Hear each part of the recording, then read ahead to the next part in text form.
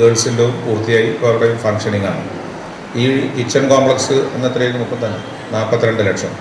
പിന്നെ ഇവിടെ നമ്മൾ ശുചിത്വ മിഷനായിട്ട് കൂടി ചേർന്നുണ്ടാക്കിയത് 38 ലക്ഷം.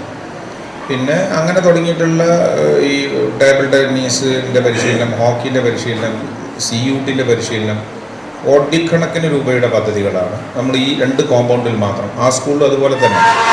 ഇതിൽ അടിസ്ഥാനപരമായിട്ട് വിദ്യാഭ്യാസ മേഖലയിൽ നമ്മളെപ്പോഴും കാണുന്നൊരു പ്രധാനപ്പെട്ട ഒരു സംഗതി, ഏറ്റവും റിസൾട്ട് ഉണ്ടാക്കുന്നത്. ഇപ്പോൾ നമ്മളൊരു മതിലോ ബിൽഡിങ്ങോ എന്തോ ഉണ്ടാക്കട്ടെ, ഇത്രയധികം കുട്ടികൾ, ഇത്രയധികം ആളുകൾ ഇവരുടെ വിദ്യാഭ്യാസ സൗകര്യത്തിന് അത് ഉപയോഗപ്പെടുകയാണ്.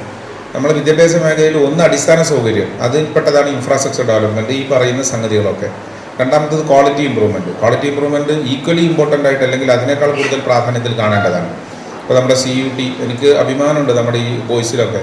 കഴിഞ്ഞ വർഷം കാശ്മീർ സെൻട്രൽ യൂണിവേഴ്സിറ്റിയിൽ കാശ്മീർ സെൻട്രൽ യൂണിവേഴ്സിറ്റിയിൽ പോയ കുട്ടികൾ വിടുന്നുണ്ട്. എൻ്റെ അടുത്ത് ആ കുട്ടികൾ MP-ൻ്റെ കത്ത് ടിക്കറ്റ് കൺഫർമേഷന് വേണ്ടി ചോദിച്ചിരുന്നു. ചെറിയ സംഗതിയൊന്നുമല്ല.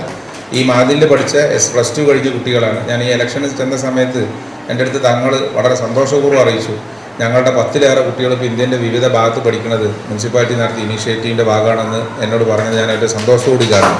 അങ്ങനെ ആ സ്ഥാപനത്തിൽ മാത്രമല്ല, ആ കുട്ടികളൊക്കെ ഒരു കാര്യം ഉറപ്പാണ്, ഈ ഇങ്ങനെ ഒരു പരിശീലനം കിട്ടിയില്ലായിരുന്നുവെങ്കിൽ ഒരിക്കലും ആ മക്കളൊന്നും കാശ്മീർ സെൻട്രൽ യൂണിവേഴ്സിറ്റിയിലൊന്നും എത്തൂല എന്ന് തന്നെയാണ് എൻ്റെ ഒരു ഉറച്ച വിശ്വാസം. അത് നമ്മളുടെ ഒരു ഇതൊന്നുമല്ല, ആ ഒരു സംവിധാനം നമ്മൾ ഫെസിലിറ്റേറ്റ് ചെയ്ത് കൊടുത്തു. എൻ്റെയോ ഹക്കീമിൻ്റെ ഒന്നും പൈസ അല്ല, പൈസയും ഗവൺമെൻറ്റിൻ്റെതാണ്, ഖജനാവും പൊതുവാണ്. അതിനൊരു ഫെസിലിറ്റേറ്റ് ചെയ്ത് കൊടുക്കുക എന്നുള്ള പണിയാണ് ചെയ്തത്.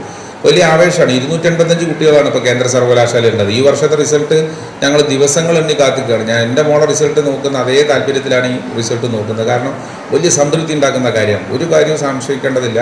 ഈ 285 മക്കളിൽ ആരെങ്കിലുമൊക്കെ ഏതെങ്കിലും ഉന്നതമായിട്ടുള്ള ജോലി മേഖലയിലും പ്രൊഫഷൻസിലൊക്കെ എത്തും, ഒരു സംശയത്തിനകത്തില്ല. കാരണം അവർ പോയ സ്ഥലം അത്ര വലിയ വിശാലമായിട്ടുള്ള ഒരു ഫ്രെയിമിലേക്കാണ് ആ മക്കൾ എത്തിപ്പെട്ടത്.